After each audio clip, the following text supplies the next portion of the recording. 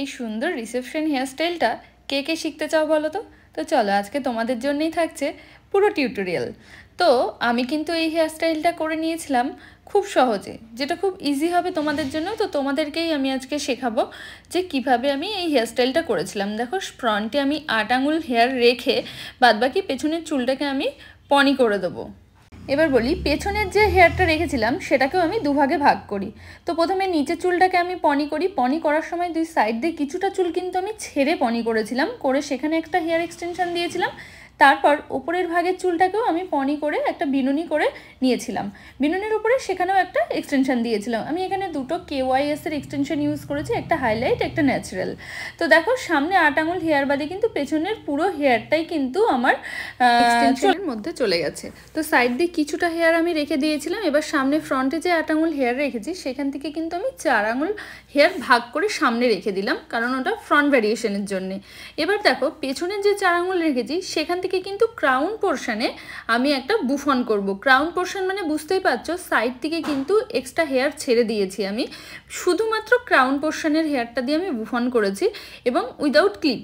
তো এখানে আমি মোটামুটি আমার বুফনটা কমপ্লিট হয়ে যাওয়ার পরে বাদবাকি সাইডের যে হেয়ার আমি এক্সট্রা রেখেছিলাম এবং বুফনের হেয়ার, এগুলোকে কালস করতে হবে। তো কালস করার আগে আমি টাপটের রেড স্প্রেটা দিয়ে নিয়েছিলাম মোটামুটি।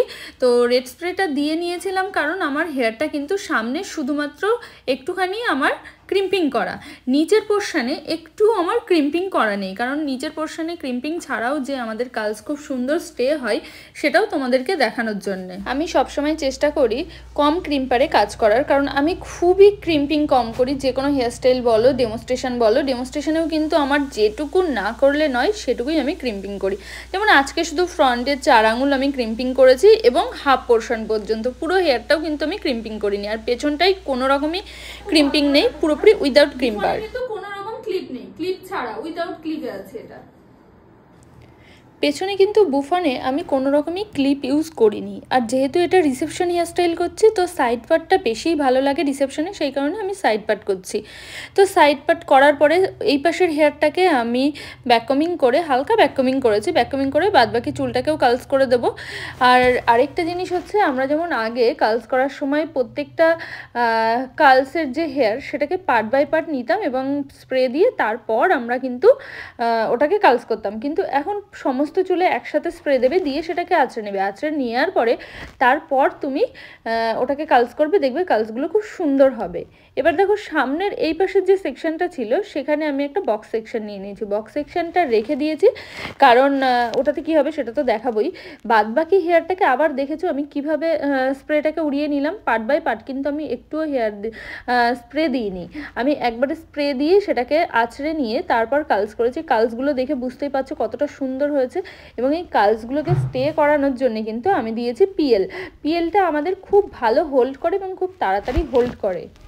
এবার সামনের পোর্শনে আমি 3টে এস করব, 3টে এস করে সেটাকেও আবার কালস করব। এবার দেখো, আমরা চাইলে সামনের দিক থেকেও পেছনে যেতে পারি, আবার পেছন দিক থেকেও সামনে আসতে পারি, যার যেটাতে সুবিধা। তোমাদের যদি মনে হয় আমি পেছনের এসটা আগে করব তারপর আস্তে আস্তে সামনে আসবো, সেটাও করতে পারো। কিন্তু একটা কথা মাথায় রাখতে হবে, সামনের এস আর পেছনের এসের যেন হাইটের ডিফারেন্ট থাকে।